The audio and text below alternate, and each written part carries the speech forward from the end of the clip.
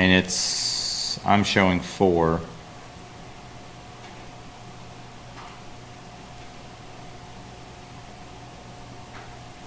Kurt, are you? We're all set. All right.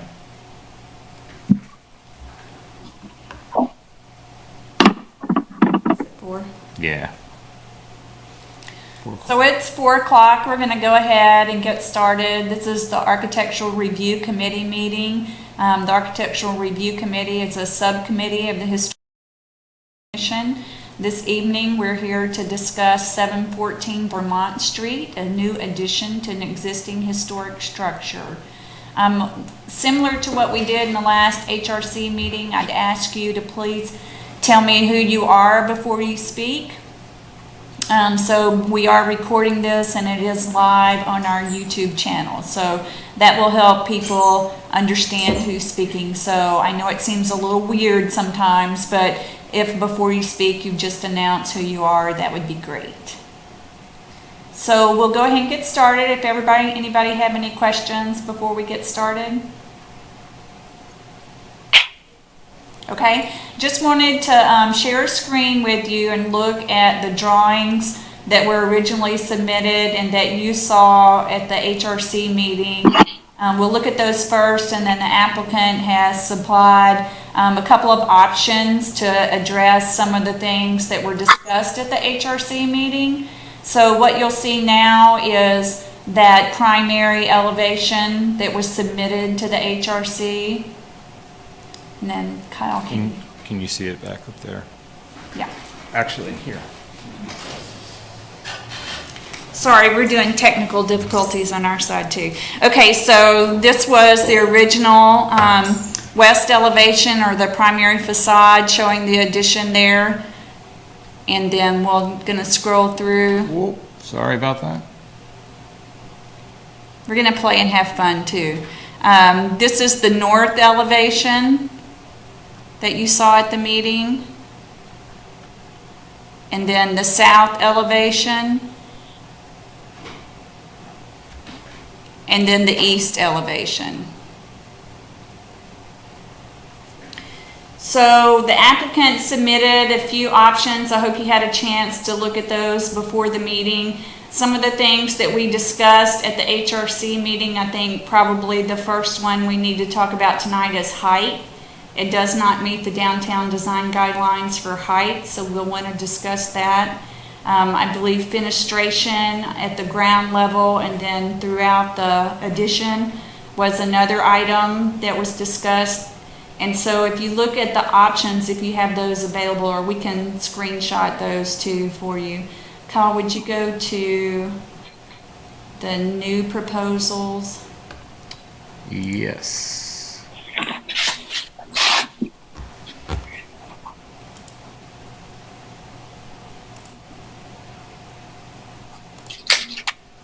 So I'm going to let Letitia walk us through. Letitia, can you see our screen and kind of walk through us what your options were to try to answer, other than the height, to answer some of the concerns that were in the HRC meeting?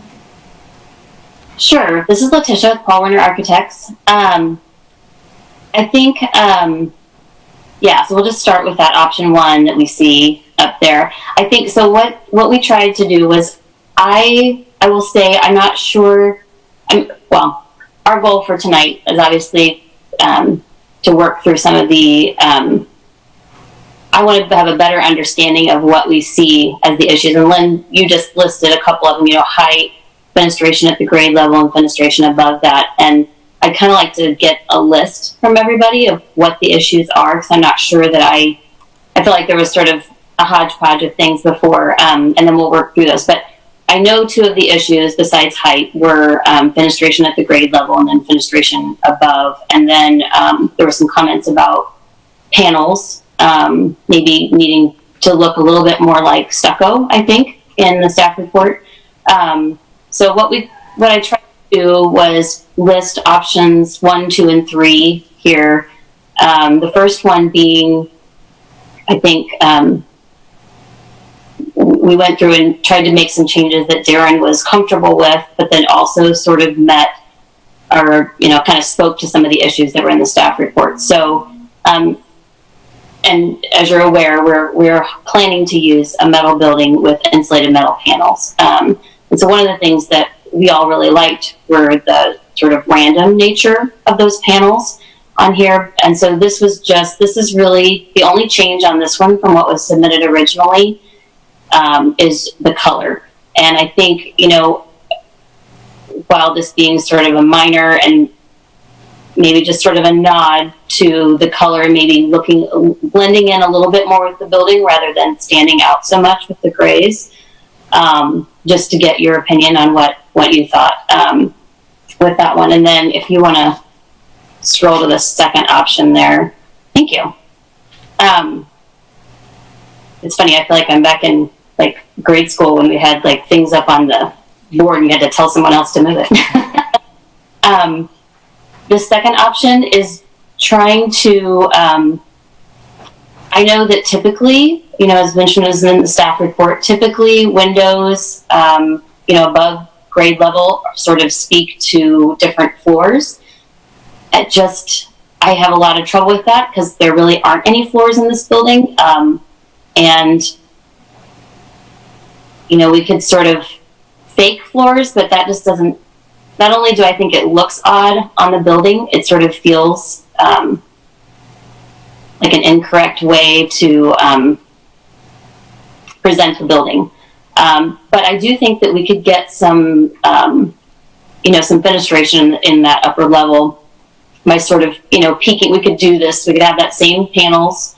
We could maybe get some long, thin window strips in there. I mean, I do want to point out that there's a climbing wall behind this. I mean, the only wall that there's not a climbing wall on currently is that corner, that northwest corner where we have windows from top to bottom pretty much. So technically, these windows would be sort of looking to the back of the climbing wall. But I think we could, we could do some other interesting things with them. And they do break up the facade a little bit. So this was just sort of, again, keeping the panels, taking it one step further and adding some windows in that. And just to kind of get your opinion on that. And then the third option, this one decreases the number of panels. It's not a random nature. I will say this is not our favorite.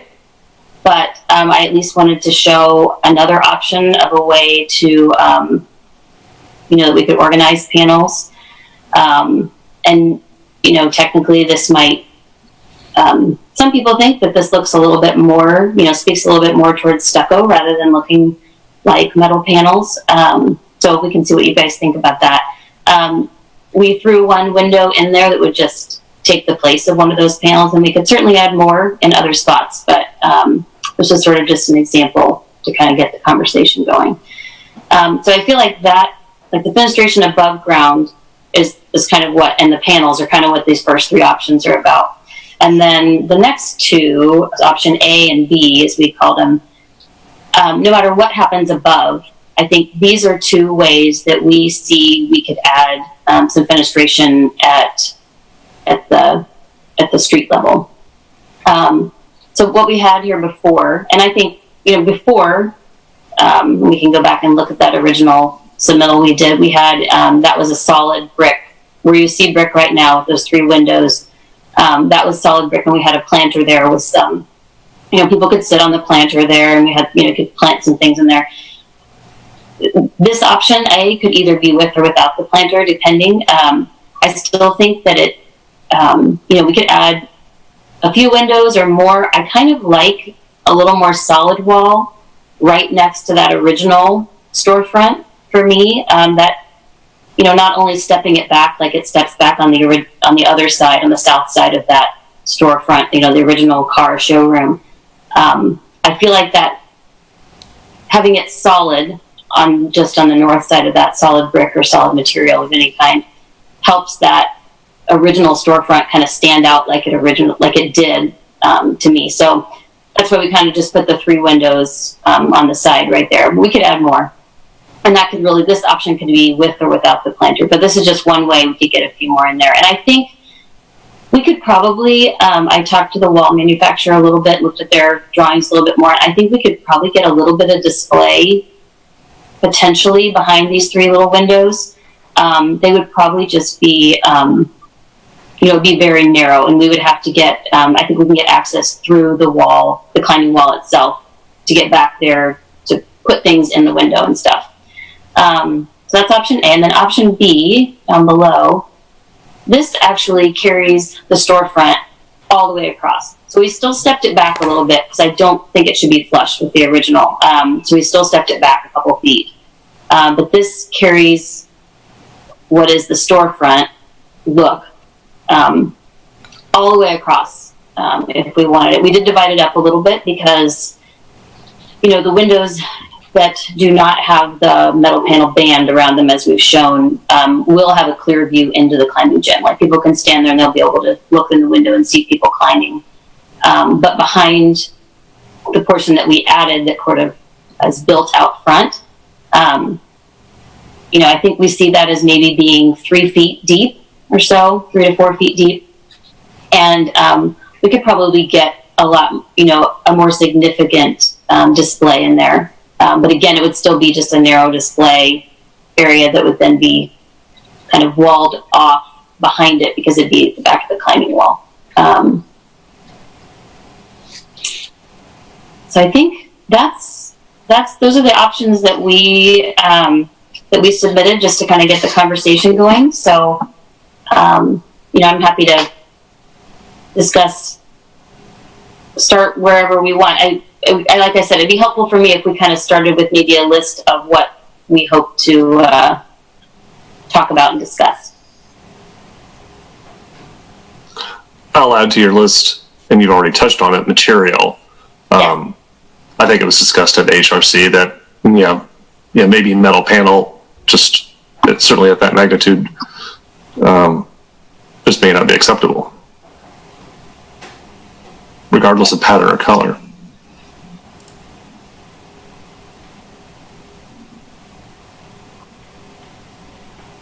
This is Chad Foster, by the way.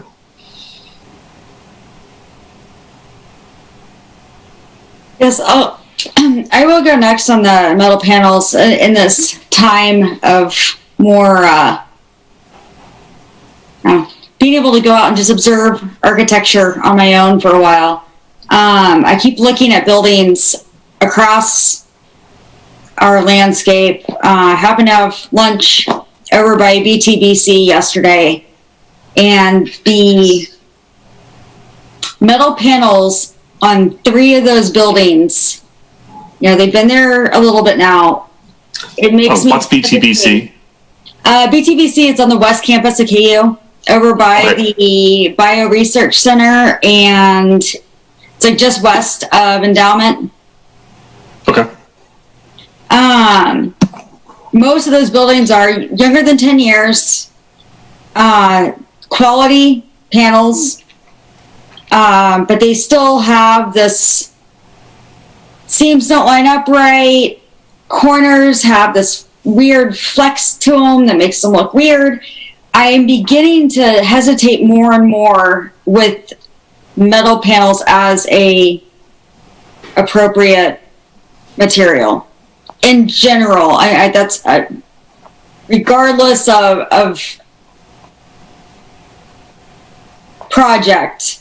In general, I'm beginning to get a bad taste for them. This is Letitia. Brenda, can I ask you, do you know if those are insulated metal panels or are they more like ACM panels? Those were, to what I remember, I don't have the specs, but those were all insulated. Okay. Now, there was a clear difference between the upper story of, I want to say BTBC, because that's more like what was on EEC, which I know are insulated panels. But still, there's just, I don't know. It makes me waver of that being acceptable material, regardless of how quality it's sold as. Yeah. And this is Chad again. I'll jump in. I'm a big Google Street View kind of guy, so that's what I'm pulling up on another screen. and I've just popped myself down in New Hampshire, and looking at our more immediate context, not Vermont Street proper, but looking at what has come through HRC in my time and predating me, and if I go to the corner of 8th in New Hampshire, there's an older project, the Hobbs Taylor Lofts, and then the newer project, which is 900 lofts or 800 lofts or whatever they are. Hobbs Taylor is 100% masonry, combination of stone and brick.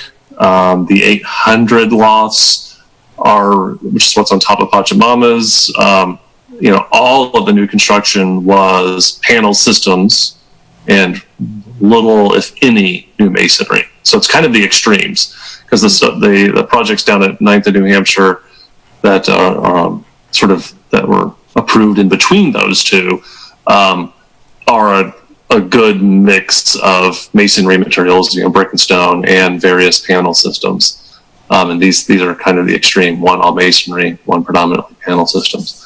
And Lynn might remember what some of the products are, but there's some metal systems, and I'm seeing some oil canning on some uninsulated or even not ACM material, just literally just a metal panel. And I'm seeing some fiber cement. That's been used quite a bit on some of those projects as well. Appropriately paneled to give some detail and some scale, not wide, unarticulated swaths of material or color. But one thing I can say about all of them is a complexity of texture, a complexity of material, a complexity of color, strong distinction between the base, middle, top. All of these being the housing projects, so lots of opportunities for penetrations and window articulation and balconies and things like that. And with this proposed project type, don't have those possibilities so much, at least if we want them to be authentic. There's just sort of nowhere downtown where there's a precedent that aligns with what's being proposed from a material perspective and from an articulation perspective. Certainly we have precedent for height. I'm not leading to a proposed solution, because if I had one, I would have shouted that out already. But very much, I can recall previous conversations of, no, you're not going to get, we just do not find it acceptable of large areas of, largely unarticulated, sort of uninterrupted, same material, whether it's masonry or metal panel for that matter. I think it's what I said back at the HRC meeting, that the project type is what it is, the function is what it is. I'm not going to try to battle that, but how do we wrap this? I think it was brought up at our meeting that just even the sloping roof is odd for downtown. It's typical language downtown would be a low slope roof surrounded by a parapet, articulated by the cornice of either a very traditional design or a very contemporary design, and just not seeing that. This is kind of a pretty simple extrusion with not a whole lot of articulation right now. This is Letitia. I will say quickly, just because you brought up the sloping roof, I didn't have him change the model, but we can easily add a parapet on this so that it's a constant height. It's a very low slope roof anyway, so there would, and we're sloping to the east, so we can definitely easily take care of that and get a parapet around those three sides and have a constant height there. I don't know about a cornice or something, but the height or the slope thing is easily fixed for sure. Sure.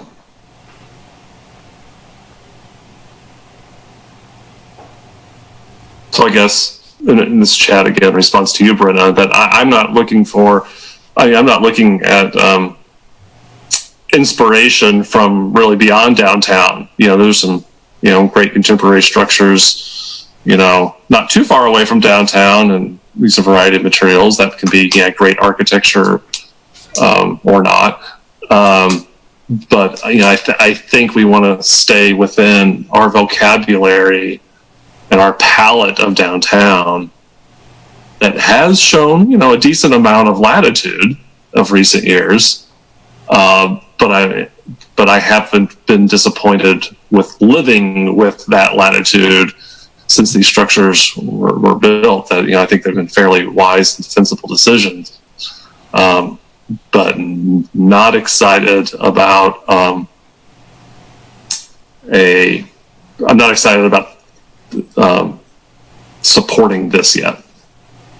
Well, this is Brenna. To respond to that, I absolutely agree with what you're saying. I was looking at the longevity of the material as a whole. I'm not looking for specific applications. I'm studying the material and various applications to see how it performs over time, to see if it's something that I can feel good about or not as a material in itself. So that was the basis of my comment, was just a generic, it's kind of like vinyl windows. Well, that's a big can of worms, right? But when you start to look at things over time, you start to understand newer materials, how they're applied, and where their fail points and successes happen. And that's what I was looking at, just in general. Letitia was asking for kind of a list of things from each of us that we wanted to address this evening. And generically, I think your presentation absolutely hits all of mine with the fenestration, the storefronts, the height. We definitely need to have a quick discussion about. For sure. But overall, generically, I would say option 2, if we could add a clear story in addition to what you show, and then option B with the glass storefront. And I will, I can elaborate on that. I did some research, including going into the Climbing Wall Business Journal and other various, me having extra time is kind of a scary thing, in rabbit holes. So I pretty diligently researched the economics of climbing walls and the design related to what supports the success of climbing walls. And observational use is something that kind of comes up a lot, where there's more people watching what's going on than there are climbing.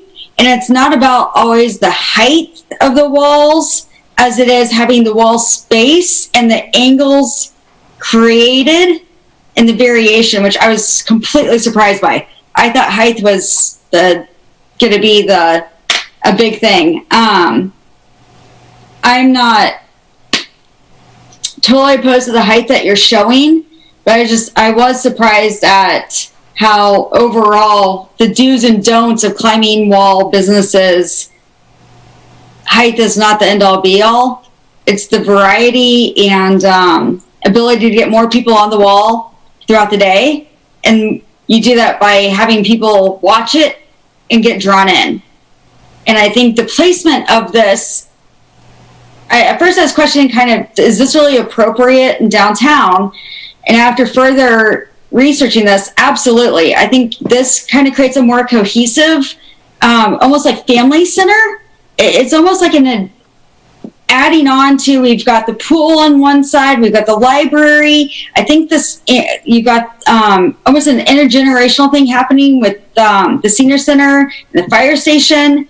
I really like what this could add to that epicenter. You can kind of create a family node. But I think it's all about people being able to see what's happening inside and passively observe that. So fenestration and creating that sense of being able to see what's happening inside without being inside. Although, even once you're inside, there's way more people watching than there are climbing. It's kind of an interesting nuance. So for me, fenestration and materials are going to be really big. I have a question about the windows. Sure. And particularly the top windows, like the one, option one, the top window is different than the other. It's got horizontal. What's going on there? This is Letitia. I'm not sure, Dave. So the top window in that option one. Yes. Oh, I think what you're seeing is he didn't build, so that's just a weird reflection. Sorry for any confusion. So it's a window just like all the others. Yeah, sorry. It's exactly the same. I don't have major problems with this.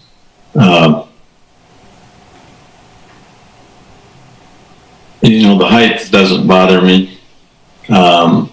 It's next door to a incredibly tall building that's downtown. The parking garage.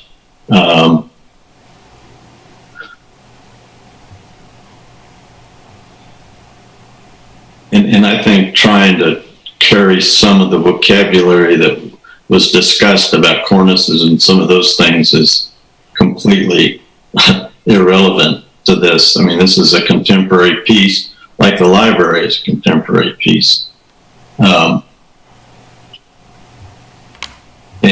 I think from my standpoint, you have responded to the kinds of things that I was concerned about.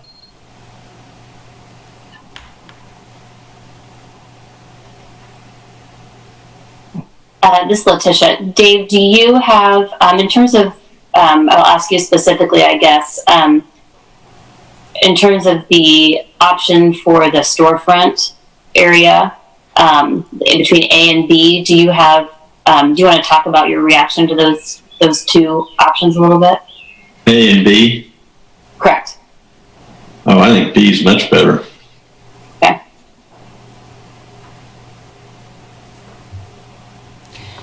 I think it's more consistent with the overall building and character.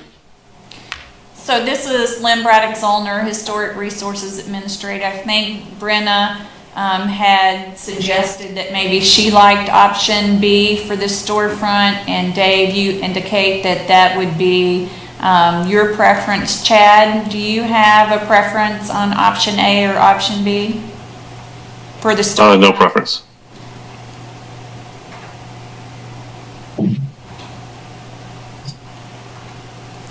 I would like This that. is Chad. I had no problem. And this is Chad. I'm going to respond a little bit to what Dave said. I can appreciate comparisons to the library. A lot of deliberation went into that, and obviously we approved a design that is very contemporary, very avant-garde, I guess. And I guess the way I approached that project way back when was it's a civic project. Likely its use is not going to change, and there are certain structures and certain uses that I think sort of deserve a monumental status in the sort of a fabric of a town or a city. I think they should be few and far between. I think they should be generally public buildings. And not everybody gets to be a monument. Not everybody gets to be special. I disagree with that. I think that's short-sighted. I mean, Well, we we had a shall disagree. downtown that was representative of a certain era and time, and to try to replicate it is inappropriate. Yeah, I guess we'll just disagree on that. I don't consider replication. I think that we strive a lot, and our guidelines attempts to generally create a consistent fabric and then we can But it doesn't address tolerate the style. occasional exception. Existing fabric, I understand. The rest Well, of how it, does this contribute to the existing fabric? It'll be a very, I think it's very, I just want to jump in real quick, how Kobe was planning, to just remind everybody to try to, prior to speaking, announce name and position.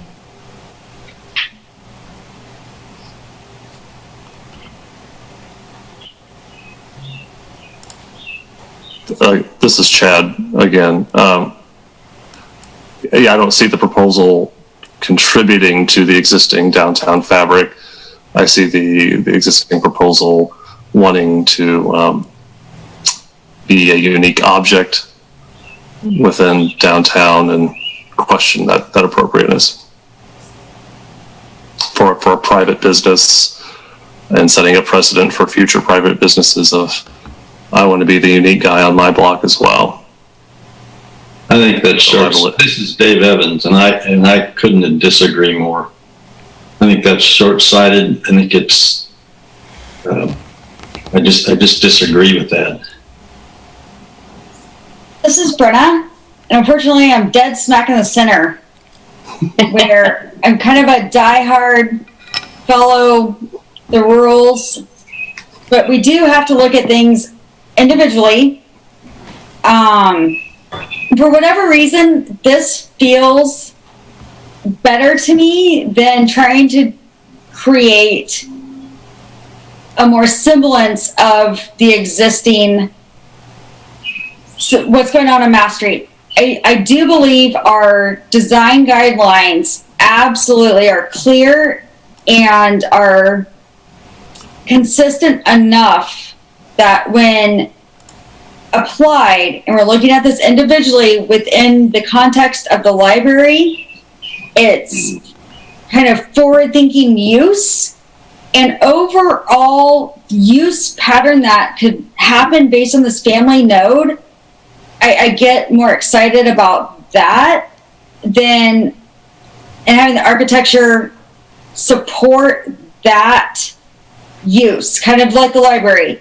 Even though this isn't a civic, it's private owned.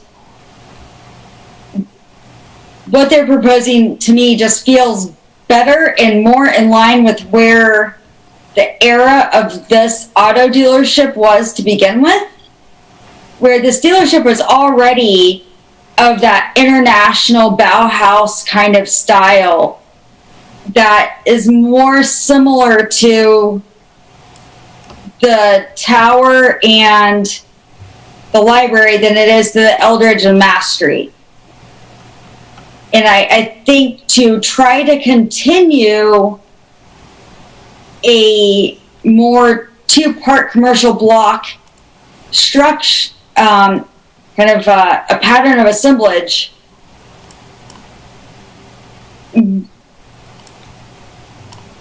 wouldn't fit as well. It would be too, it's like one of these things is not like the other. Now, if this is going into a parking lot that's closer to the Eldridge, and I'd have a very different I would have a very different stance on it. Yeah, this is Chad. But this is going next door to a parking lot that's next door to the Eldridge, and we can all imagine a day when the parking lot at 7th and Vermont gets infill. And does that infill? Of course, it'll depend on what the proposed use is, I suppose, and the constraints that come with that. Is that infill going to want to be more like the Eldridge or be more like the library? Some infill was allowed. I'm looking at Street View again. The Joseph A. Bank clothing building, which is a 2-story brick and stone building that, at This least is at that Brenna's time. short answer. I would say more like Eldridge. Okay. Short answer. Yeah. So, and again, obviously everybody can see that, a lot of room for disagreement, and ultimately we need to give our applicant some direction, and finding a minority sort of so be it. But I I'll want to attempt to extend the current fabric and the current language and save my exceptions for the few and far between situations. This is Dave Evans. Brenna was much more articulate than I was, and I think she just hit the nail on the head. I agree with her completely. So this is Lynn Braddock Zollner, Historic Resources Administrator. Just kind of to put the focus back on, I know the design of this is driven by the use. You're not supposed to be looking at use, so I know it's a little bit of a crossover. I think one of the things that you need to keep in mind is if this use goes away, the building is still there. So you need to be looking at the architecture of the building and how it fits in with downtown and this area of downtown.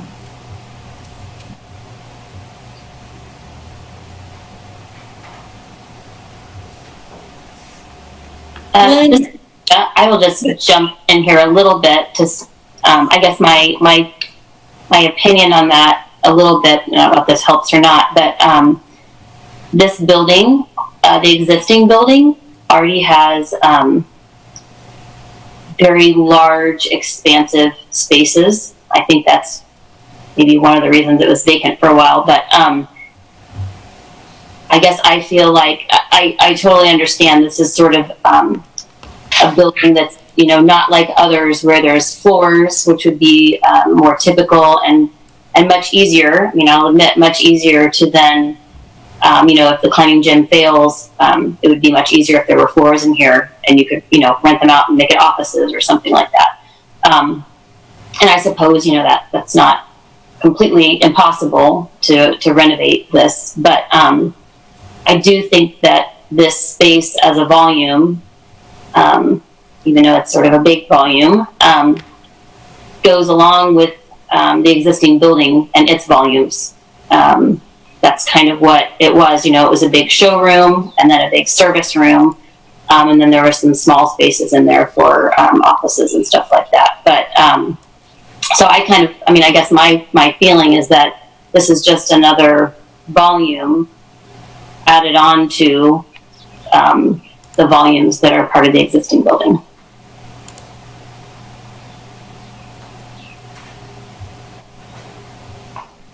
Lynn, can you help me reconcile having, it's a mid-century modern building, and I think attaching something that's part of the Massachusetts Street vernacular just seems to be even more off than continuing with a more mid-century vernacular expression. So how do we reconcile that application of our guidelines? This is Lynn Braddock Zollner, Historic Resources Administrator. I think that's up for the Architectural Review Committee and the Historic Resources Committee, Commission ultimately to make that determination. Is this an exception to the rule because it's a freestanding structure of a different time than what the majority of the guidelines looked at when they were being drafted for downtown? But I think the guidelines give leeway to additions that are more modern in nature. I think the overall focus of the guidelines is compatibility with the structure and with the architecture of downtown.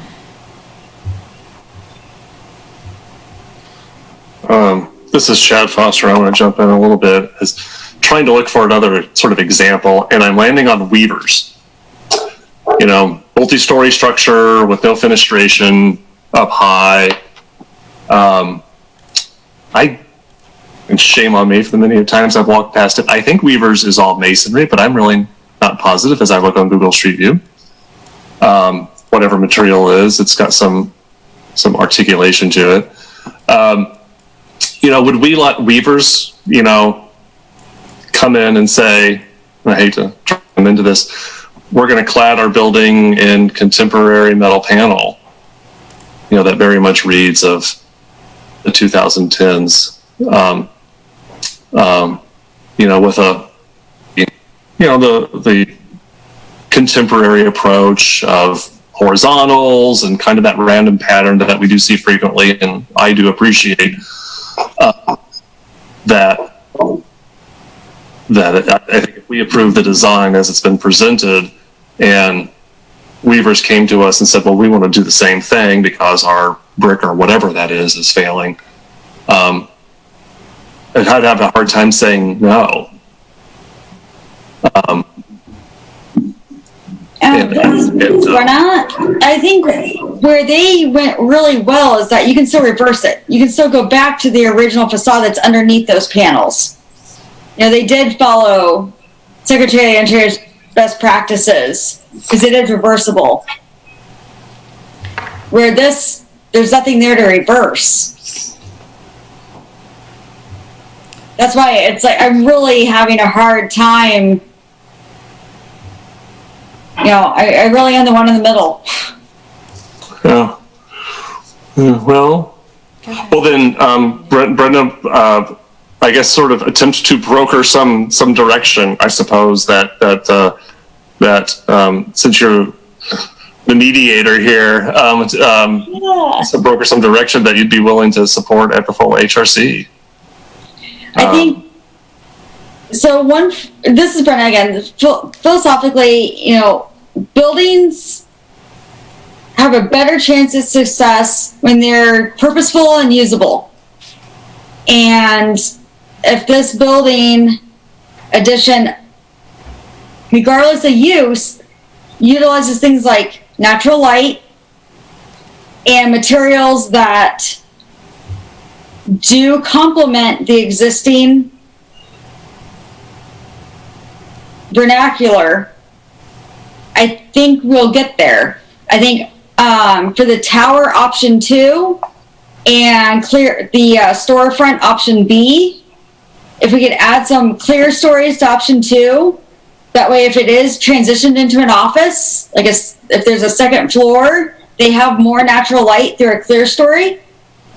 That and all the evidence that I saw from climbing walls, the more natural light, bigger the smiles on people's faces. It seemed like it was easier to illuminate with less forced light fixtures, and became a safety hazard with some of them hanging down and falling.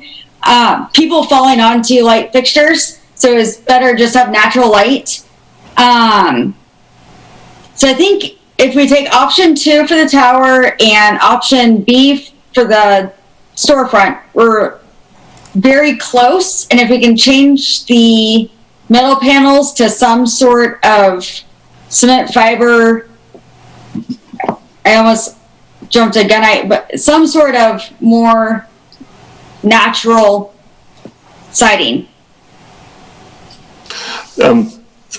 This is Chad again. I was looking at some of the New Hampshire properties that the panelization of, I think, what was fiber cement over there was attempted there to kind of not mimic, but respond to, at a larger scale, masonry patterning that as opposed to a sort of a randomized kind of contemporary approach. And again, we don't have to respond to 150-year-old architectural themes along Mass Street. Again, as you noted, that there's a sort of a deco origination to this structure. That can be a great architectural inspiration of itself. So it doesn't have to be, cast stone and brick arches. But this metal panel proposal isn't evoking the the deco detailing or materials or approach either. It's introducing something, again, very this century, that we haven't, again, apart from like the library or something like that we haven't approved.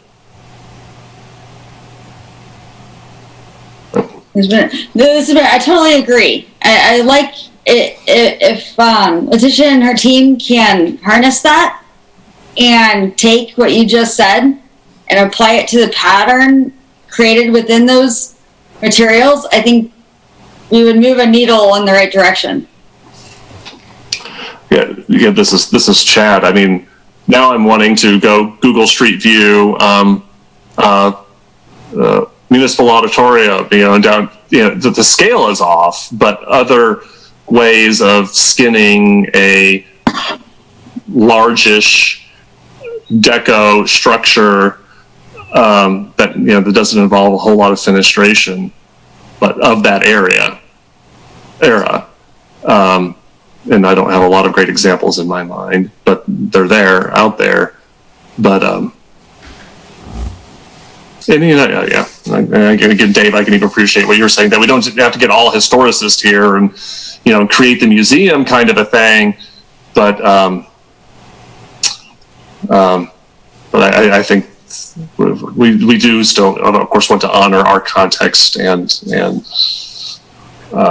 respond to that, I suppose. And with that, I'll stop commentary. I think one of the biggest context items is massing, and we battled that several months ago down in Massachusetts and 11th. So for me, that is really important in terms of massing, and I don't think this impedes or overpowers the massing. I mean, I think it's appropriate. I also think, and this is a small point, that windows up high, because it may be an office building, is kind of a triply soap, because who knows how it's going to be used. And if it's going to turn into an office building, it maybe end up all windows. So to predetermine that something may happen, I wouldn't really take that as a point relative to this project. So this is Lynn Braddock Zollner, Historic Resources Administrator. I'm probably in the minority here, but I still believe this is too tall. And also that the fin that is shown in green accentuates the height.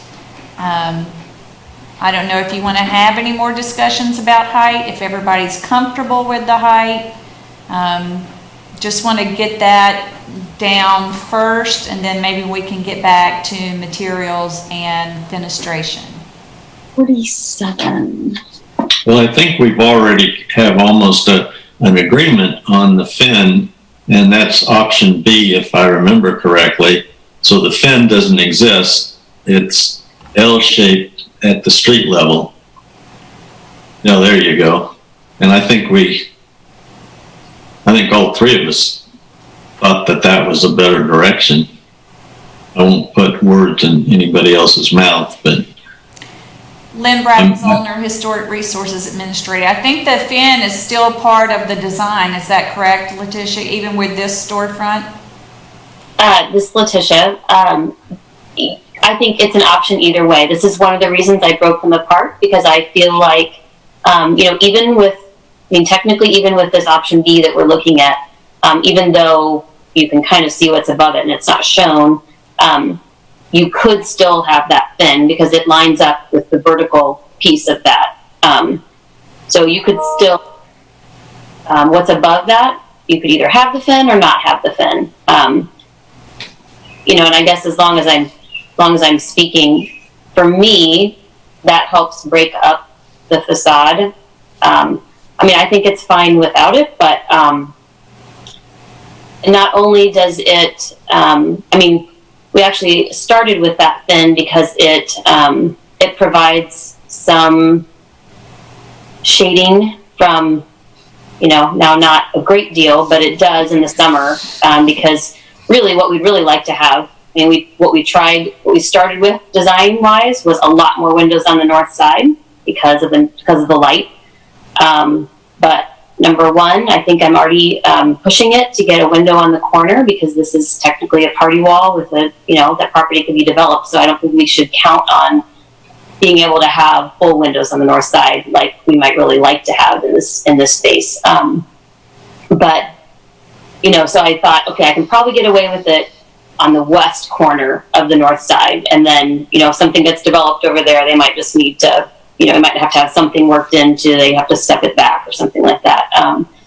But that fin technically does block some of that midday summer sun coming into that window, albeit it doesn't, you know, do a thorough job, but a little bit.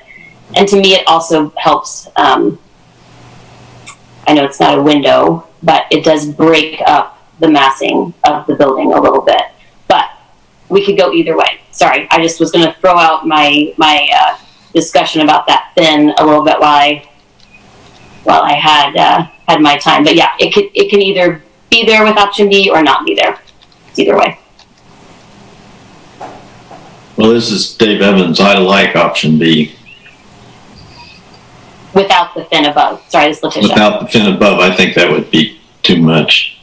Okay, yeah. This is Brenna. I agree. This is Chad. Lynn, back on the whole height issue.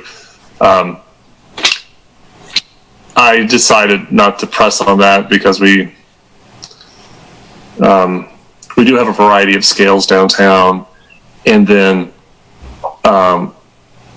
going down that path is essentially saying this use can't happen downtown. I'm not going to become an expert on climbing walls. I'll believe the applicant that says, hey, you got to have whatever it is, 20 or 30 feet to be a credible climbing gym. Like, oh, that sounds reasonable. So I don't want to say that this use can't happen downtown. So what's the best way to accommodate this use and this mass and this height on this property in the context of downtown? So yeah, I'm willing to let that one go. So then we had Lynn Braddock Zollner, Historic Resources Administrator. We have consensus on the height being okay then? If everybody could just answer. Well, this is Brenna. I have one Evans, question. yes. I got one question before I vote or say yes or no. If what they're proposing is 47 feet, which is 10 feet shorter than Eldridge, and from previous conversations, that was kind of a key thing, that it had to be shorter than Eldridge, and they're 10 feet below that.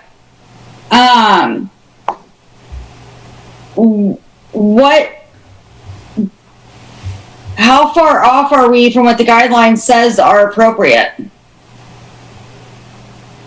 Lynn Braddock Zollner, Historic Resources Administrator. The guidelines are not prescriptive as to what the height of a building should be. They relate the height to the adjacent building, and so with this, it would be the building that the addition is going to be applied to. Looking at the buildings surrounding it, you've got the one-story post office. The library is actually one story, although it's elevated, so it kind of looks like 2 stories. You do have the anomaly of the Southwestern Bell Tower. So that is something that you can consider. And then also the parking garage has a glass tower on the corner that's tall. And I believe, Letitia, y'all had the height of that and compared it to this addition. Is that right? This Letitia, yes, we did. I was looking for that sheet. We submitted it, and I may not have printed it in what I have. So I don't remember the number right now, I'm sorry to say. Look at the last page. Keep scrolling down. Yep, you got it.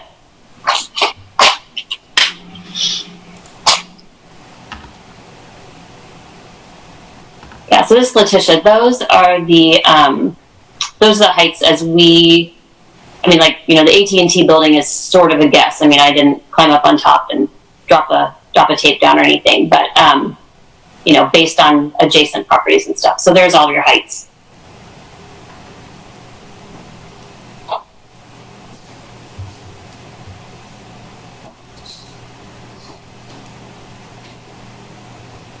So Lynn Braddock Zollner, Historic Resources Administrator. So do we have consensus on the height not being an issue then?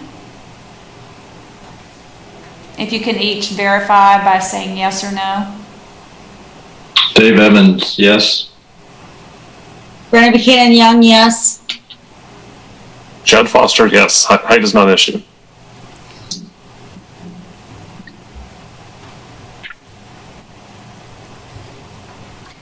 Lynn Braddock Zollner, Historic Resources Administrator. Do we also have consensus on not having the fin on the structure? Please answer individually if you can. David Evans, yes.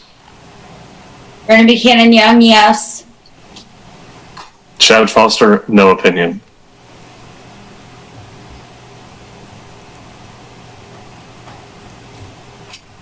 So that brings us, Lynn Braddock Zollner, Historic Resources Administrator. Let's talk about the street level facade. Do we have consensus on option B? This is David Brenna Buchanan Young, yes. yes. Nope, sorry.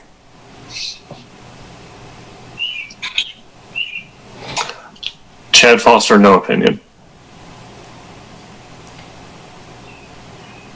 Lynn Braddock Zollner, Historic Resources Administrator. Chad, you have no opinion on the storefront?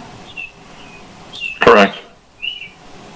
Do you like option A better than option B, or they seem similar to you, or it's just such an issue with materials you can't get there? The latter, yeah. I think we're broader issues that concern me. So, yeah. Well, let's go back to the broader issues then. So are we talking about materials and fenestration on the upper portion of the building? Is that where we need to spend our time? Well, this is Chad. If I'm the minority, maybe not. But I think the skin of the building needs to be appropriately inspired by something contextual, whether that is the Massachusetts Street masonry, whether that's the deco, sheet metal and glazing, or looking at other deco examples, stone and concrete. But I can't support the interjection of the more contemporary approach. I just don't see the basis for it here. I can't support it. This is Darren Klisch. I had just a couple of quick questions on materials or surfaces.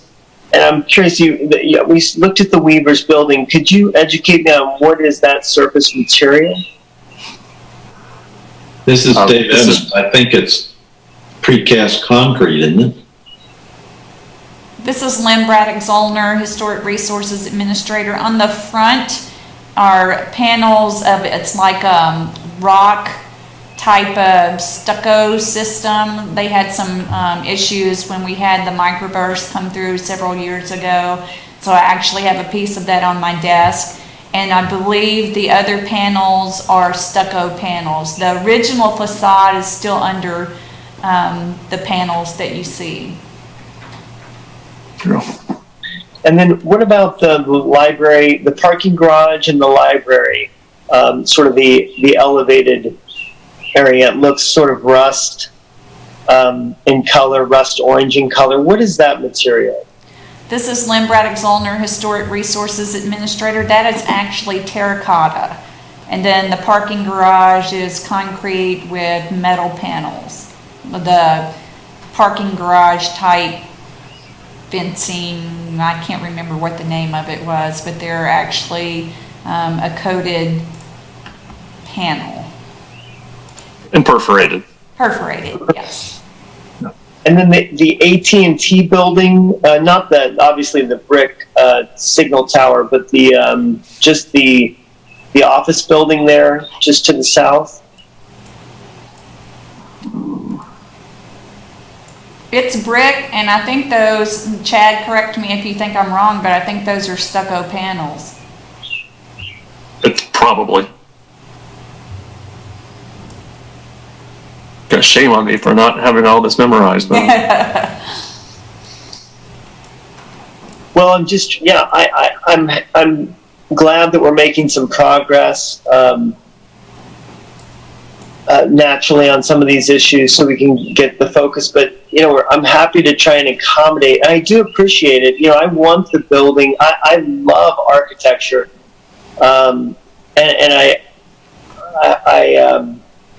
I'm sensitive to it, and I don't want to. I do not want a building that lacks in character and does not, inspire. I mean, this building should inspire. I think that in many ways, I think about kids over in the library who are going to look over into this there's a little window there of another universe, and they see people climbing on the walls, and those windows will provide them that viewpoint. You're right, Brenna, that, it is, people do like to spectate and watch climbers, and it can be very intensive and exhaustive, and so you can't be on the wall continuously. You can climb in short bursts, and then you rest, which adding to the whole, this being I remember the word you used, sort of this zone, if you will, that it lends itself to someone climbing and then studying over at the library, and then just back and forth repeating. And so I do feel strongly about, I think the massing and I think the height I think it'll fit. And I think the windows are there. I think this dialogue is good. It's good for me because I really do want it to have a place. And I've often thought, as just a zero architecture person, when I drive past a building like the Hy-Vee on 6th Street, or in my hometown Derby, when the Dillons closed, I have no idea why they're allowed to leave that building up and just sit there vacant. And I have no idea why in the United States that cities don't require, if that building loses its use, why they aren't obligated to do something to it, to beautify it, to give it life. But who knows how long that Hy-Vee building is going to be there, and if it's ever going to be repurposed, and what for. And so I'm sensitive to that as well, because I hate seeing buildings just empty. This building has been empty for a long time, and so one has to weigh. It's like, okay, we have a quarantine, and yet we have an economic crisis. And what are you going to do? And there's risks and benefits to both, and there's strong arguments on both sides. And so the same thing here, you could argue, well, it could be empty one day. Well, it absolutely will be. Mankind will come to an end at some point. But, it's been empty for a long time, so why shouldn't we give it a chance? And heaven forbid the climbing, someday this company will fail just as all other companies change or fail or whatever, and it probably will have to be repurposed. But my gosh, the time frame on that, what will become necessary, what will become popular in culture at that time is anyone's guess. And I do think that just having the openness and the height will lend itself potentially to a lot of different things. Who knows? Maybe an art gallery.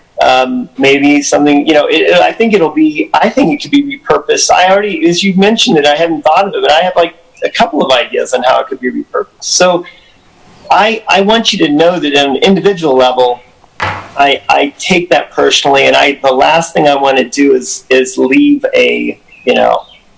something downtown that doesn't have a purpose and isn't attractive. So I'm open to whatever recommendations you guys can make. The ARC can make with regard to the texture of this surface, and we're okay with putting windows in, for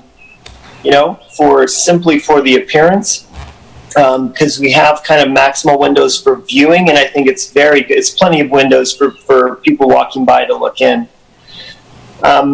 I guess the one thing I would ask is that there's some time sensitivity here. I do kind of regret that a month has passed. We were ready to show this 4 days after the first meeting by the HRC.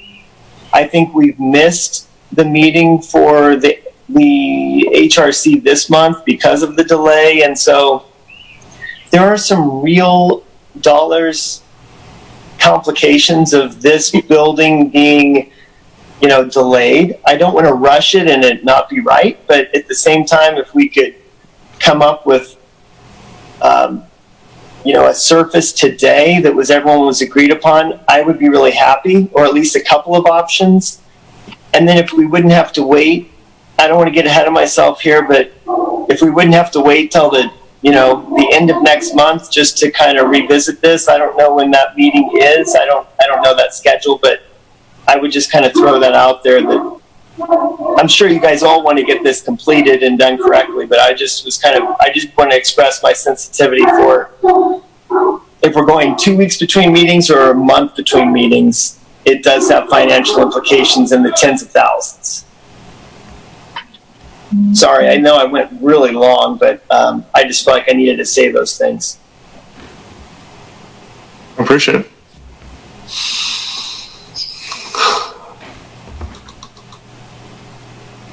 Well, this is Chad. I mean, fundamentally, you don't need unanimous support at this level, and you don't even need unanimous support at HRC level. So, don't always have to strive for that.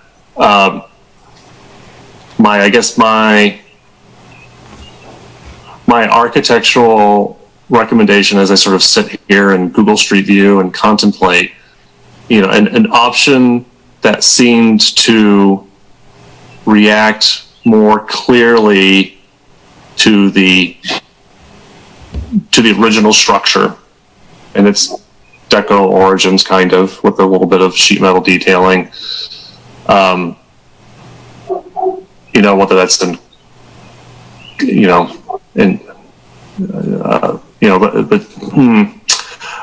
panelized systems that's not metal, that evoke in maybe a creative way, but evoke the cut stone of the more monumental style of deco,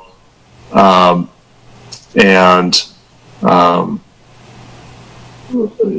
some sheet metal detailing that related to that. Seems appropriate. That's the best I can come up with right now, as I stare at an image of Municipal Auditorium in downtown Kansas City.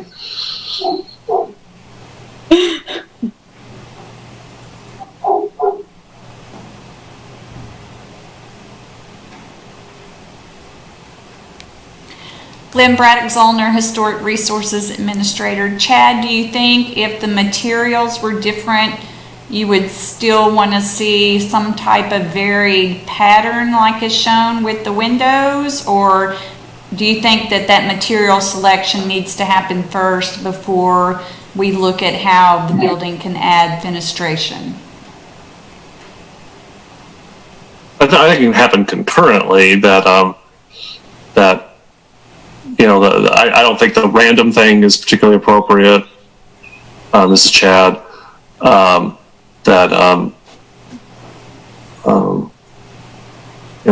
What I'm recollecting and what I'm quickly Googling around, are sort of more regular, typically very horizontally emphasized patterning. It can be,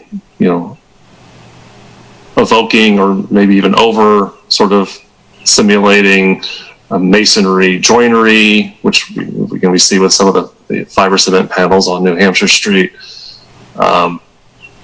So I don't think they need to be sort of separate decisions. I think it's all one sort of big collective decision. And again, I'm the minority. I may be talking a lot, but I still feel like I'm the minority, and maybe, maybe you should not be listening to me. Lynn Braddock Zollner, Historic Resources Administrator. Just want to kind of take a temperature on the glass at the corner. How does everyone feel about that?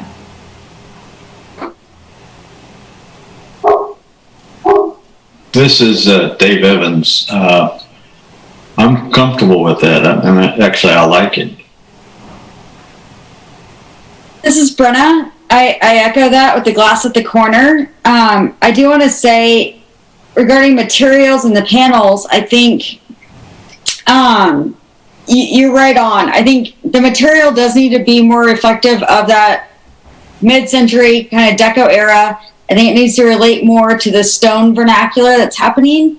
And in general, anything that, as far as like pattern of it and this kind of the lines that are created from that, it's got to have a purpose and a story. Otherwise, like anything random is just never going to come across as being purposeful, and it's going to seem chaotic. So it really does need to have some thought behind it and some purpose behind it.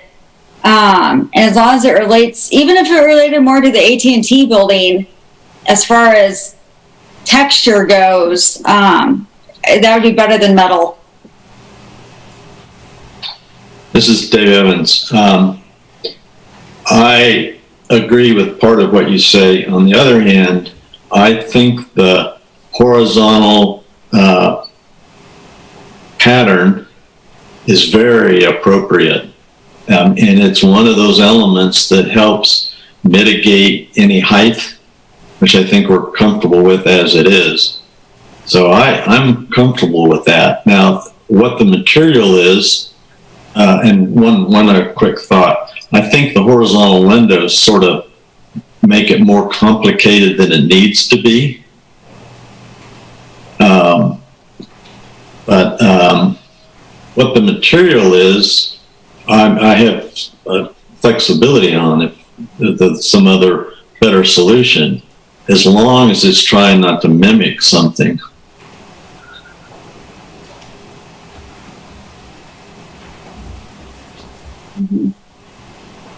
This Letitia, do you, if I'm sort of trying to narrow down some direction here, do most of you prefer the horizontal lines of any joints of whatever material they might be? I guess, right now it's metal panels, but versus vertical? Dave Evans, horizontal. Chad Foster, horizontal. This is Brenna. I prefer the horizontal fenestration, but probably horizontal connection lines. That makes sense.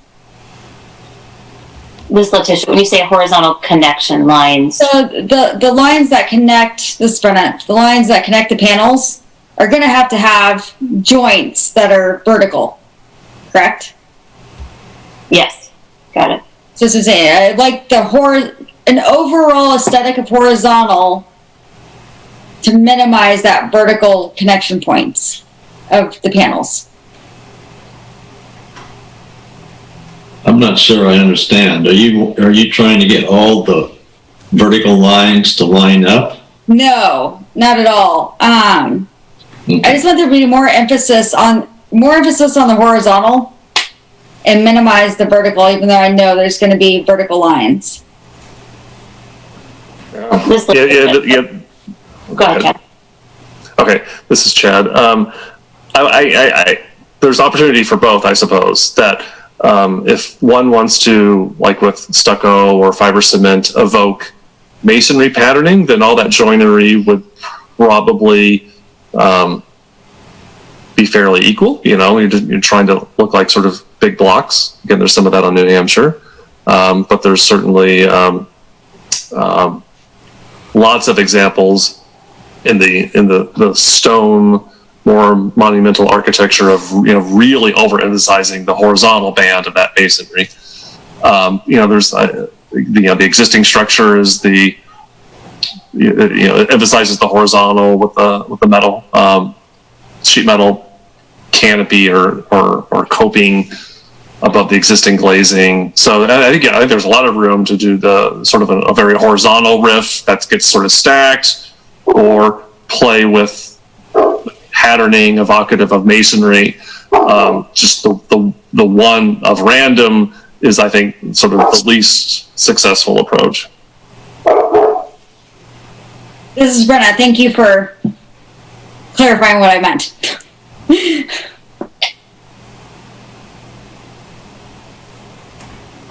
It's Letitia. So I guess I still, I do struggle with the idea of having horizontal, and if you don't want the vertical to line up, it actually seems like this random pattern is the best, because if you have horizontal joints that you're trying to emphasize, if you line up more of the vertical joints rather than having this sort of random, that would seem that you'd get more emphasis on those vertical lines, especially if you only had one color. I mean, I guess it also helps that there's two colors in this, to me.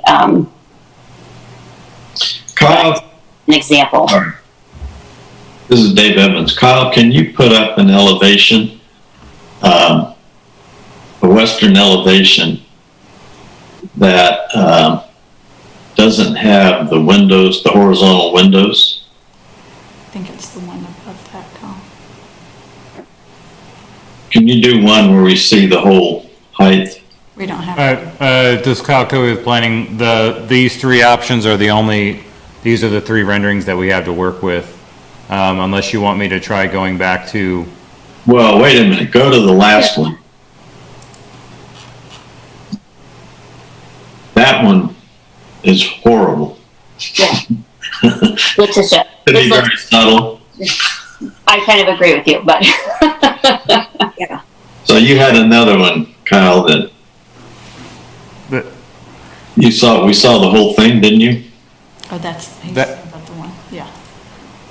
is this the one this Kyle Covey with planning, is this the one you're looking for? Yeah. This is Brenna. There is a west and north elevation sheet on the revisions combined. I think at the very first sheet of that PDF. Yeah.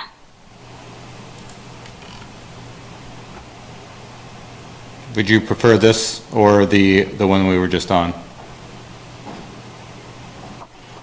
The one we're just on. 'Cause, I mean, the color is an integral part of all of that.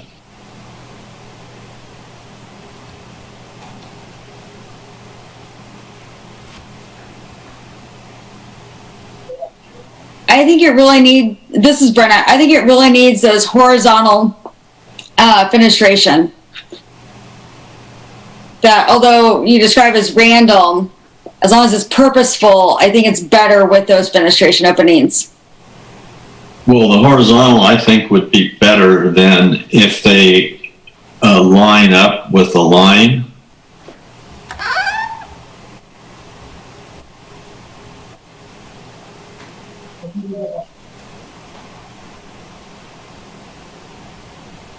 Now, can you put up the one that's half? We can only see part of it.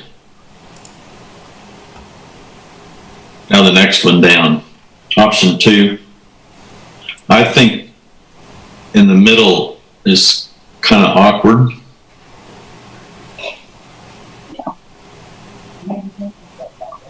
this Letitia, I think, yeah, you mean with the window in the middle of the panel?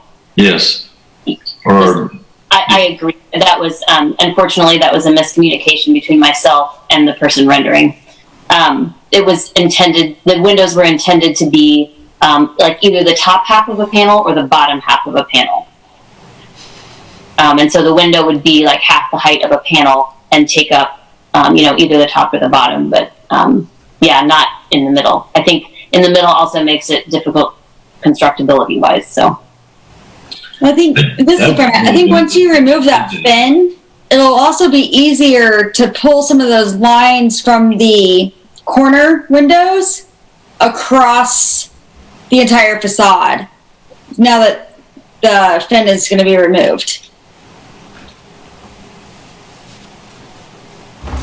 Make sure those relate. Yeah, and this is Dave. I agree with both of you. And, they do provide additional light. I know that's not necessarily major, but again, the ability to see in. So I think it'd really be worth seeing when the kind you were talking about, half a panel. This Letitia. So, in terms of seeing in though, these would all be behind the climbing wall panel. So you wouldn't actually see anything, and unfortunately they wouldn't really provide any light into the building either.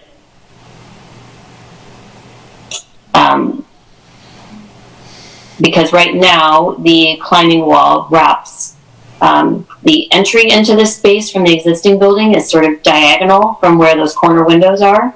And so the climbing wall wraps both of those two corners, and there's sort of a diagonal circulation pattern between where you enter and then that light, that corner window where the natural light's coming in. This is Dave Evans. If they're not actual light, then I would just get rid of them. Because I think it doesn't really add anything to it. Yeah, this Letitia, that's actually where I was going to go with my next question, because you guys were talking about having, I almost feel like I could accomplish the same thing by just having maybe a third, either a texture or a color or something, breaking this up rather than an actual window. I don't know, just a thought. So this is Brenna, and I don't want to get too into it because I really don't know that much about rock walls. I know it was a quick little search into it, but everything I was seeing, I would want to understand more about why you couldn't have that be actual light coming through. Because what I was seeing, they actually prefer having those slivers of light coming through and create ways of getting around them as they climb. They actually climb horizontally. I didn't quite, like I said, I don't really understand it, but it seemed like the more you could interject light and the different geometric patterns, and it would help the interior climbing experience. So if we have to take use out of it and it's not a real window, I'm torn.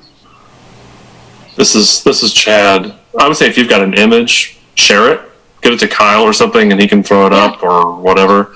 I suspect that, and then if they've got wall sections, I can't remember if there was wall sections in the submittal, but that might begin to articulate or demonstrate how the climbing wall is multiple feet away from this wall as it angles in and out, and they would be well away from the window. I'm dying to play with this annotation tool. And I did not practice. I would look at approaches where there's some grouping that at a sort of a major scale is horizontal, like maybe that's one color, and a minor, and do not judge me on my trackpad sketching skills, but sort of breaking it down, wedding caking it, emphasizing horizontal, these large areas being not random, but panelized fiber cement, maybe evocative of masonry, running bond or something like that. I would do, where you do glazing, I would do larger scale punched as opposed to hanging curtain wall at a corner, which comes to me as, very contemporary, very, very modern. And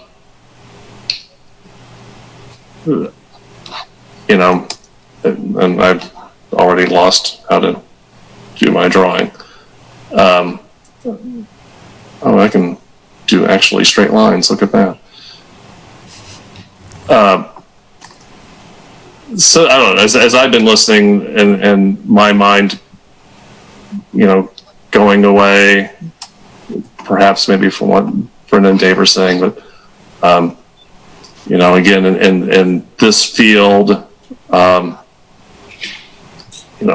maybe it's the running bond that is evocative of masonry.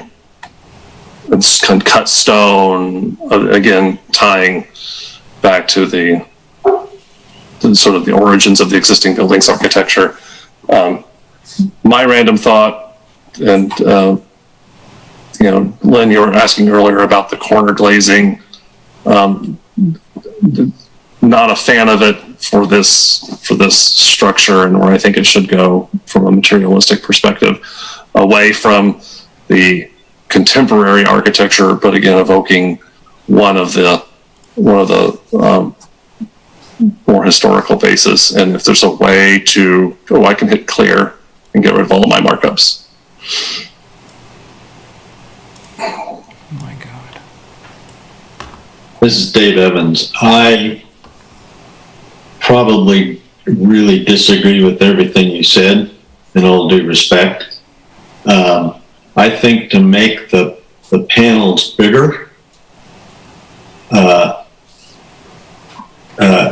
doesn't contribute at all to the scale of the building. And, if you look at historic buildings, they are broken up quite a bit. Now, I'm not saying we need to go to that extreme, but I think the patterning like it is, with potentially another material. I mean, I'm not stuck necessarily on the metal, but I definitely wouldn't try to make big sections. And I think the corner windows are really an important part of this and help the scale of the whole building, as well as getting significant light into the inside of the facility. So from my standpoint, it's not a whole new effort. It's a matter of tweaking, and improving what we're looking at right now.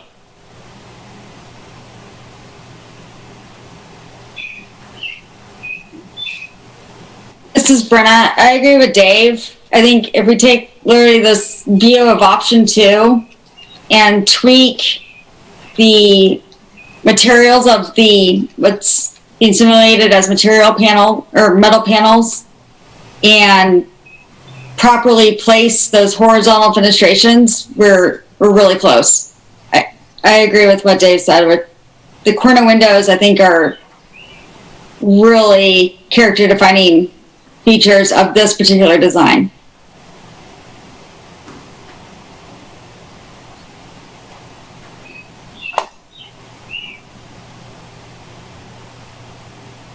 This is Letitia. So let me ask another question about the materials then, because I think that's sort of where it seems to be the main thing that we need to still discuss. If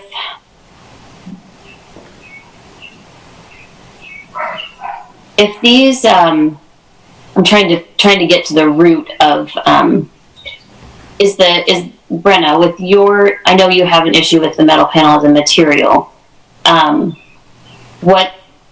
So let me just take that out of it just for a second, although I will say it's going to be a very different building or construction if we don't. But let me just ask it this way for a minute. If that same exact pattern was a different material, what would be your thoughts about it? Let's just say it was fiber cement panels or stucco even, just something like that. what would be your take on it then? But this is Brenna. I think you're kind of reading my mind. I think that would be a step in the right direction. Yeah, you'd be that much closer. I think getting the fenestration better lined up, and I think you'd be there. This is Dave Evans. I agree. So this Letitia, so it really is about the material and not necessarily the way it looks. Is that, can I generalize for you guys like that?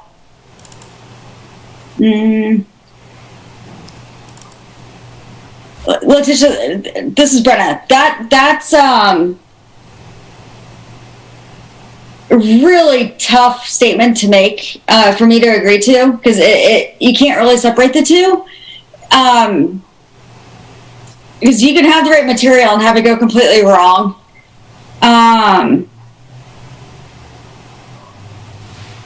So I'm not going to absolutely say I agree with that generalization, but where you're going with that, take this image and make it more of a cast concrete music, something other than metal, and you're very, very close.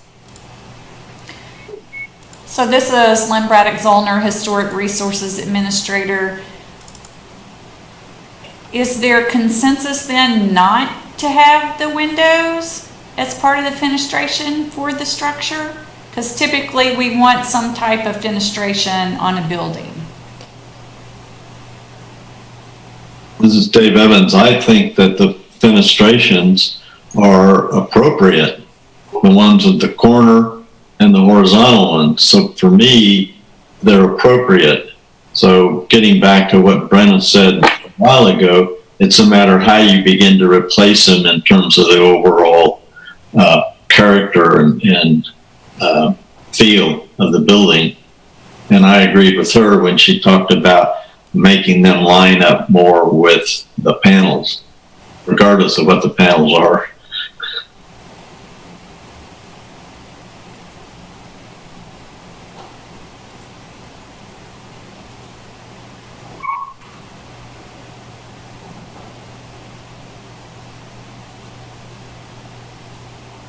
So this Letitia,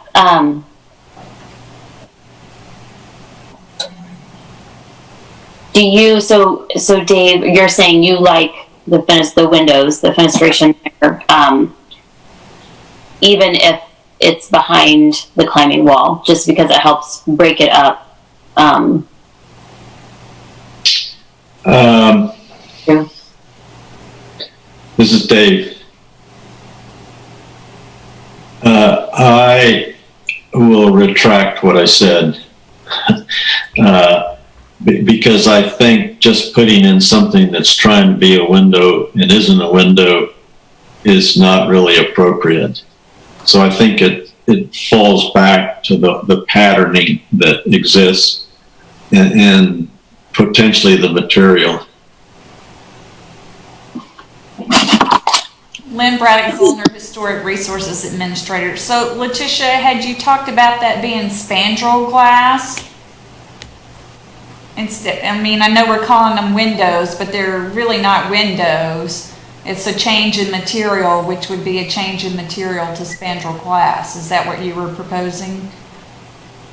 This Letitia, yes. I mean, I think, we could do, so I was sort of two things I was asking, I guess, and if they are actually windows, they would either be spandrel glass, I think, or, we could use them to put some images in the back of the, they could be sort of playful, I think, this is a climbing gym and it's something kind of fun. I think it provides an opportunity to do something, like you might, on the inside of windows and other places downtown. But yeah, they would not be seeing through them, or light would not be going through them necessarily, just because of how the nature of the climbing structure on the inside. So then the other part of that is, if it really is just about there being something different there, I was just throwing out the possibility that maybe it's actually not a window, but it's just a different material, breaking up the sort of medium of the material at the building. Just because I kind of wanted to get people's opinion on that, you know, versus whether it really needed to be like an actual physical window versus just a change in material. This is Dave Evans. The proof will be in the pudding. The concept that it may be a third material or whatever, you know, I think we'd need to see. You know, I could envision that they could be lit at night, Yeah. and you could create a movement of the light going up and down the building. But it would be, in that scenario, very thin piece instead of trying to be a window. So, This is Brent. Great. I think that's getting even further away from what we can kind of palette with how far we can take this. Although that's exciting, I think that becomes harder for me to support within the guidelines, especially when it comes to signage downtown and what's allowed and what's not.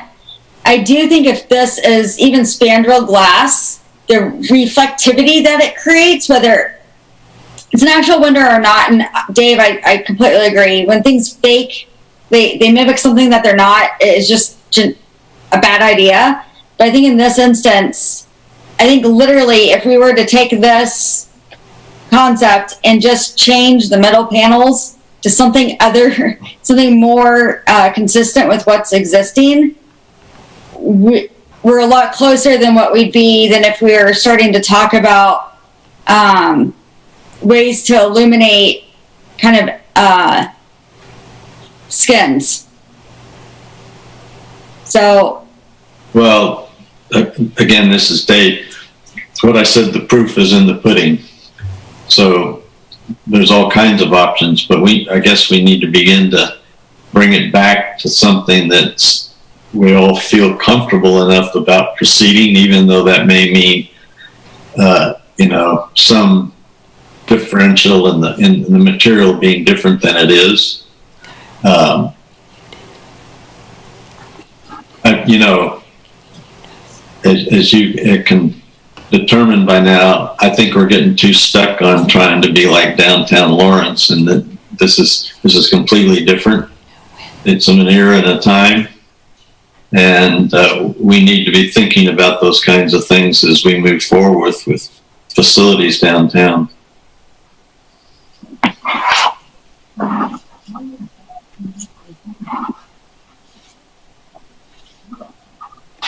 I don't think I understand your statement.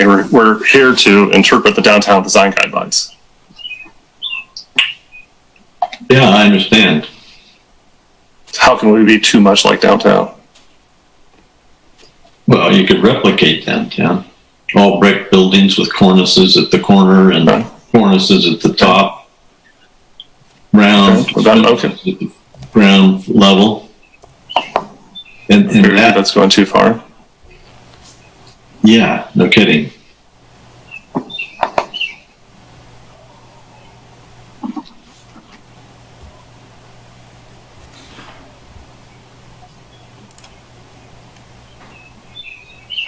I'm just curious while I have the collective wisdom of everyone.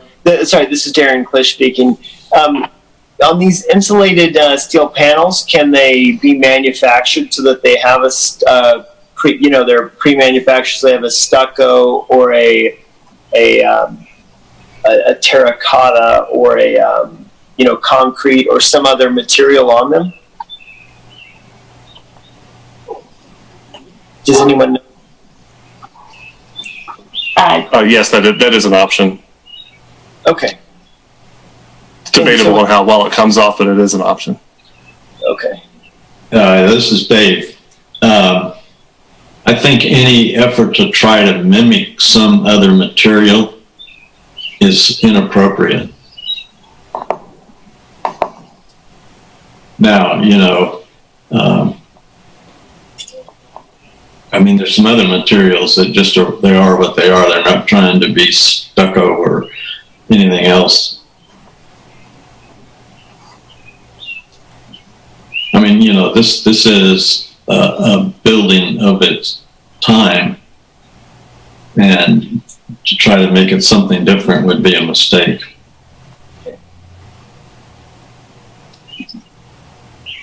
This Letitia, I just had just another option to throw out there, I guess.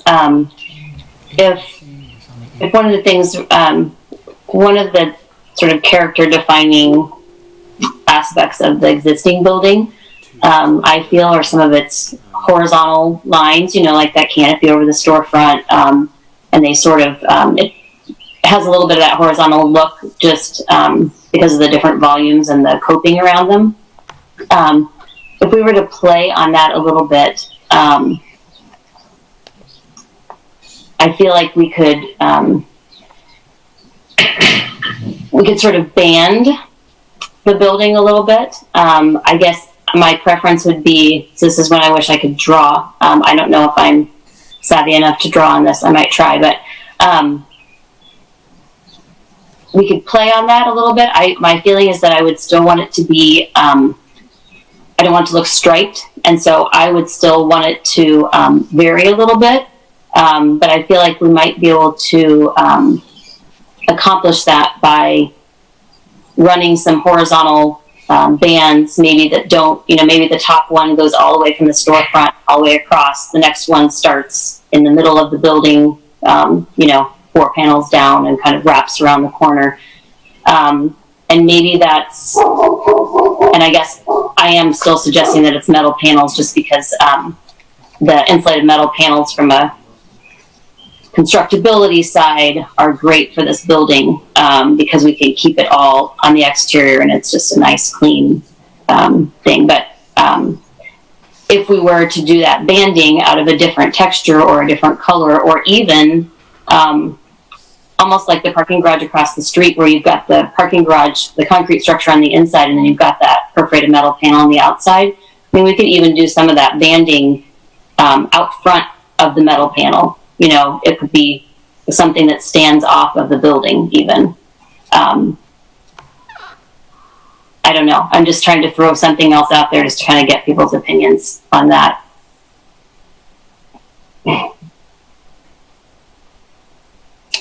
Yeah, this is Chad. Certainly like the idea of banding, of not making it such a flat application. And I guess, it shouldn't be large swaths of bands. I think that's one of the things they may be misunderstood about my comments earlier, that there's some major scaling and some minor scaling, but definitely not proposing large swaths of uninterrupted material.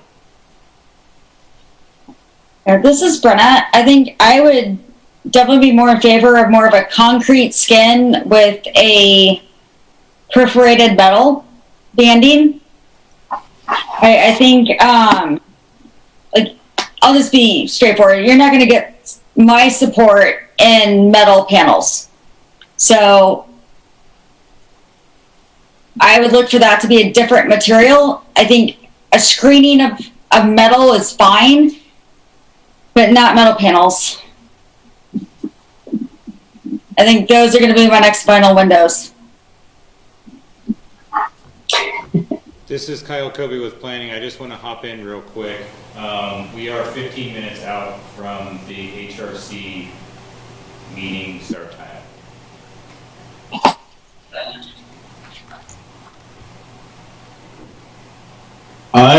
There's so much out here. This is Dave. And again, like I've said before, the proof is in the pudding. And I'm sort of stumped at how we really need to proceed. I appreciate the fact that the timing is important, but so is getting it right. And I would hope that there'd be some way we could accomplish both. We have in the past left meetings like this and asked the applicant to do some things and then send them back to us, and we could approve them without having to go back through the HRC or a meeting. But there's just enough here that it seems to be a little unresolved for all of us. This is Letitia. Do you, so it's another, I know you guys have your meeting next, and so maybe the thing to do is to talk about the schedule a little bit. Is it a possibility to have another ARC meeting, like even next week, or, because we could probably respond to some of these things pretty quickly and get something back to you. I don't know what the rules are about how often we can have the ARC meetings, but. This is Lynn Braddock-Zollner, Historic Resources Administrator. We can set up another ARC meeting. We have one scheduled for the first Thursday of June, but if we don't want to wait that long, we can certainly try to schedule one before then. Just know that we would be working with not only the ARC members' schedules, but also with being able to use the City Commission room. There are quite a few boards and meetings that take place here other than HRC, ARC. So I would like to tell you it would be before that June time, and actually that June meeting we can't hold in this room because BZA is that night. So we would just need to find a time that would work for everybody. If you think you can have drawings ready in a week, then I can go ahead and try to find a time to schedule that. What we would need to have to get this on the June HRC meeting is consensus from the ARC by May 30th. So I don't know, honestly, if it's possible to meet that deadline if we're doing another round of ARC meeting. I think you'd be looking at the July HRC meeting. So this is Brenna. Let me clear. So if there was another meeting of ARC on the first Thursday, which is the 4th, there would be no way for them to make it onto the June agenda? Correct, because we have to do the legal before then, and we don't put things on the legal unless we know they're moving forward. This is Dave Evans. Unfortunately, I don't have many plans to be going anywhere. So I am personally pretty available. This is Brenna. I mirror that sentiment. My calendar's fairly available. I canceled my plans to Wuhan, so I'm good. I canceled a trip to Africa. Oh, I canceled one to Italy, so I feel it. Oh no. Okay, well, what I'll try to do then, Letitia, if you have direction, I will schedule another ARC meeting for the next week or so. What kind of time do you need before you, because I'd want to send your drawings out again before the meeting like we did this time. Sure, this is Letitia. I think, I don't, the person that's doing the rendering, well, yes, everyone knows him, Ron. I don't know, I'm sure he could get on this pretty quickly, and I feel like I could sort of twist Paul's arm to make it come up in priority. I am sure I could have you drawings on Monday. This is Monday? Dave Evans. Sorry, Lynn, go ahead. Oh, this is Lynn Zollner. I was just asking, you mean as in this coming Monday? Correct, the 25th. I know it's a holiday, but I could still turn them in. Holidays, nights, weekends, they don't mean anything to me anymore. This is Dave. Letitia, do you have a sense of where you're going to go? You don't need to tell us specifically, but, I guess the best way to say it, you have a sense from our discussion that it gives you something to work towards, or some more than one too, right? I mean, I do, Ms. Letitia. I mean, I feel like, I feel like we've made some good progress in terms of, I feel like, and maybe I'll just repeat these so I can make sure that you guys are all in agreement with what I've sort of written down. I mean, I think, we can keep the corner windows, no fen down the middle, option B for the storefront down there. And I think, once we make those changes, I feel like, everyone was most everybody was either in agreement or maybe Chad, sorry, no opinion. And we will play around with some, I'll do a little investigating about different materials, and, play around with some options that are not metal panels, and getting some horizontal, banding in, that's probably, probably not windows. I just feel like why go to the expense of actually cutting the material we're skinning the building with to put windows in when it's not really even going to be a window? So probably other materials to make that happen. That's sort of the direction I'm thinking. Does that seem, am I paraphrasing all that correctly? Does that seem like the right direction? this is Dave. I think you did. Okay. Brenna and Chad?